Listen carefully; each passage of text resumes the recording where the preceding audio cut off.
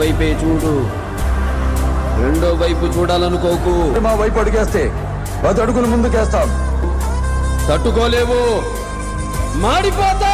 చెడు కోరి అడుగేస్తే 100 అడుగులు ఎదురొస్తాం. నువ్వు భయపడితే భయపెట్టడానికి ఓటని అనుకున్నావా బే?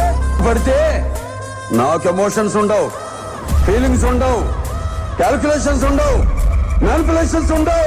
షూటర్ని కాచిపారేస్తా కొడక్క. చెప్పండి వాడికి